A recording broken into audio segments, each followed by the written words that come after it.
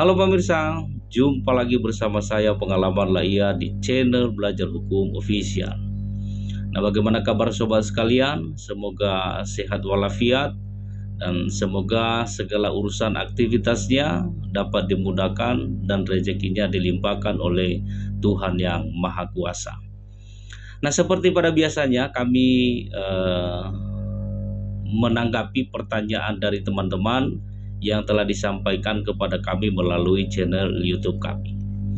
Oke, baik, kita masuk pada pertanyaan pertama. Ada nih masuk dari Bang Pascagea.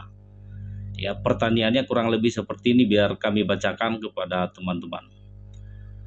Apa langkah yang saya lakukan jika camat mengeluarkan rekomendasi atas permintaan PJ Kepala Desa terhadap pemberhentian jabatan saya sejak tahun 2015 lalu, dan jabatan saya yang sudah definitif kepada saya dan di-PLT-kan kepada perangkat lain dengan tidak sesuai dengan ketentuan dan mekanisme yang berlaku tanpa alasan dan pelanggaran sebagai perangkat desa. Oke, baik, terima kasih kepada Bang Pascagea atas pertanyaannya. Jadi begini, penerbitan surat rekomendasi camat itu harus berdasarkan ketentuan peraturan perundang-undangan.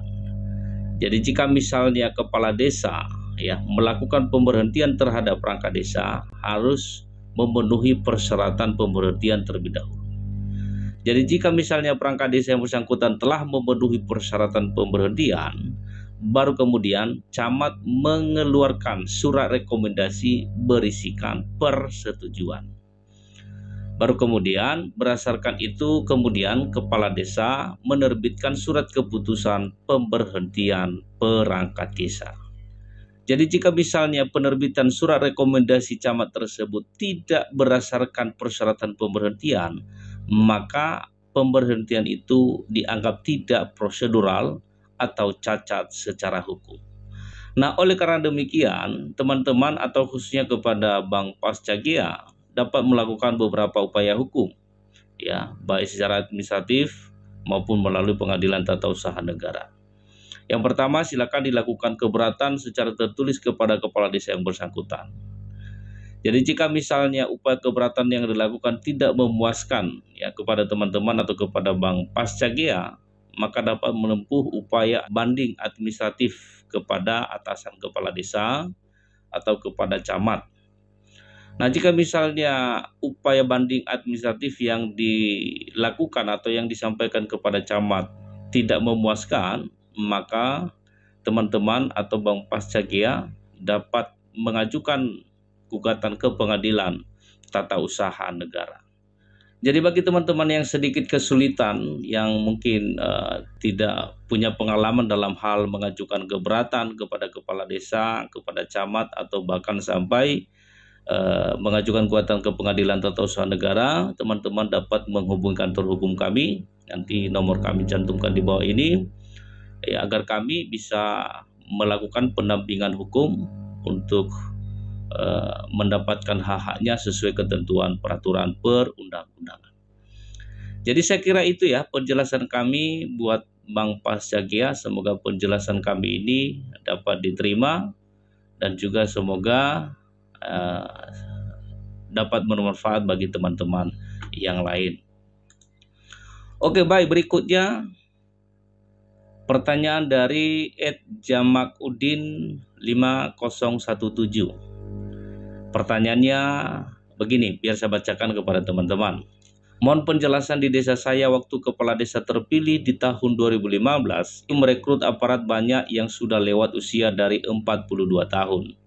Dan di tahun 2017 keluar aturan undang-undang kementerian, maka dibentuk tim seleksi, namun kepala desa masih mengangkat aparatur desa yang sudah lewat umur. Jadi apakah ini menjalankan aturan atau aturan itu hanya berlaku untuk pemberhentian? Kan lucu. Mohon penjelasannya.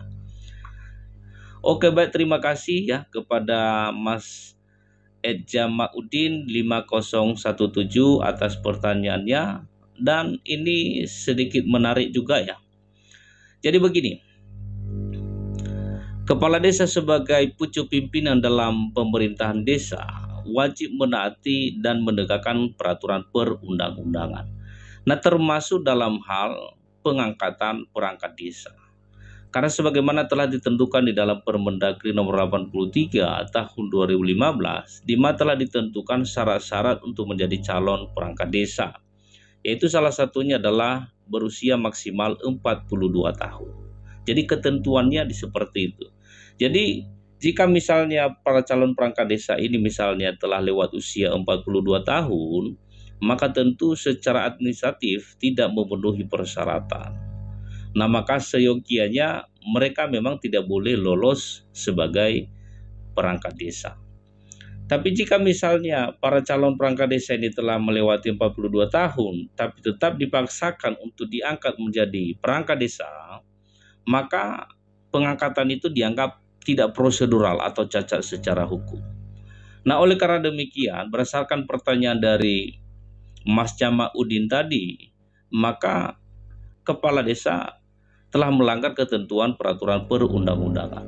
Nah, oleh sebab itu, kepada Mas Jamaudin ya dapat melakukan upaya hukum dalam hal ini ya terkait dengan pengangkatan ini bisa mengajukan gugatan ke Pengadilan Tata Usaha Negara ya untuk membatalkan surat keputusan pengangkatan yang dilakukan oleh kepala desa kepada calon-calon perangkat desa yang telah melewati usia 42 tahun. Jadi saya kira itu ya penjelasan yang dapat kami sampaikan kepada teman-teman, terkhusus kepada Mas Jamaudin 5017.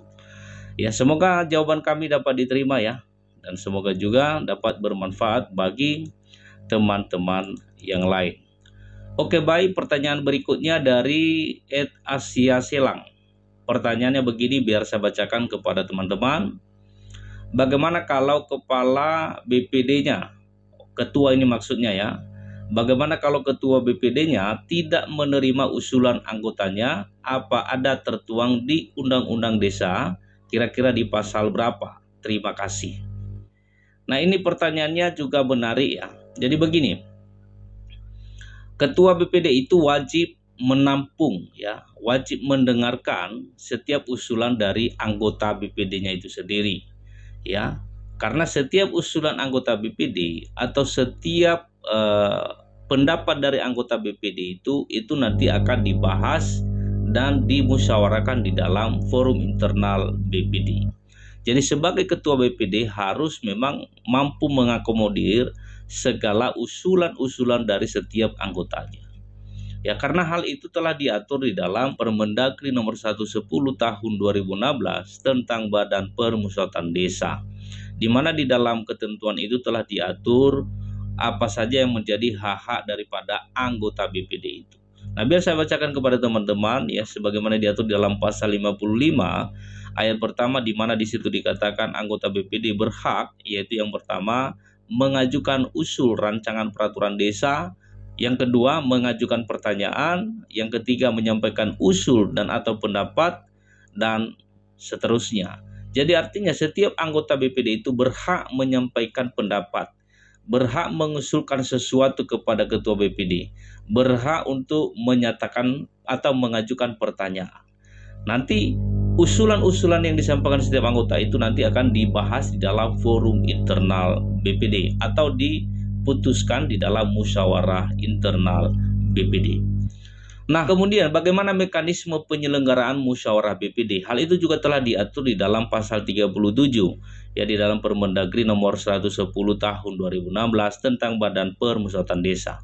Nah, di situ dijelaskan, yaitu yang pertama, musyawarah BPD dilaksanakan dalam rangka menghasilkan keputusan BPD terhadap hal-hal yang bersifat strategis. Yang kedua, hal yang bersifat strategis sebagaimana dimaksud pada ayat 1 seperti musyawarah pembahasan dan penyepakatan rancangan peraturan desa, evaluasi laporan keterangan penyelenggara pemerintahan desa, menetapkan peraturan tata tertib BPD, dan usulan pemberhentian anggota BPD. Yang ketiga, BPD menyelenggarakan musyawarah BPD dengan mekanisme sebagai berikut, yaitu yang pertama, musyawarah BPD dipimpin oleh pimpinan BPD. Yang kedua, musyawarah BPD nyatakan sah apabila dihadiri oleh paling sedikit 2/3 dari jumlah anggota BPD. Yang ketiga, pengambilan keputusan dilakukan dengan cara musyawarah guna mencapai mufakat. Yang keempat, apabila musyawarah mufakat tidak tercapai, pengambilan keputusan dilakukan dengan cara pemungutan suara. Yang kelima, pemungutan suara sebagaimana dimaksud dalam huruf D dinyatakan sah apabila disetujui oleh paling sedikit 1/2 ditambah 1 dari jumlah anggota BPD. Dan yang terakhir, hasil musyawarah BPD ditetapkan dengan keputusan BPD dan dilampiri notulen musyawarah yang dibuat oleh sekretaris BPD. Jadi itulah mekanisme dalam hal penyelenggaraan musyawarah Badan Permusyawaratan Desa. Jadi setiap usulan teman-teman, setiap pendapat teman-teman itu diambil keputusan di dalam musyawarah BPD. Jadi kalau misalnya ada ketua BPD yang tidak mau mendengarkan, yang tidak mau menampung aspirasi, tidak mau menampung usulan setiap anggota BPD, maka teman-teman dapat mengusulkan pemberhentian atau mengusulkan pergantian terhadap jabatan ketua BPD. Ya, diusulkan saja, dipilih kembali ketua BPD yang mampu menampung aspirasi, yang mampu menampung usulan daripada setiap anggota BPD itu sendiri. Jadi saya kira itu penjelasan singkat dari kami. Semoga penjelasan kami dapat diterima dan juga semoga dapat bermanfaat bagi teman-teman yang lain.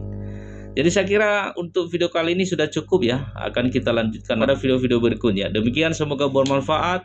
Markus, mari kita kupas.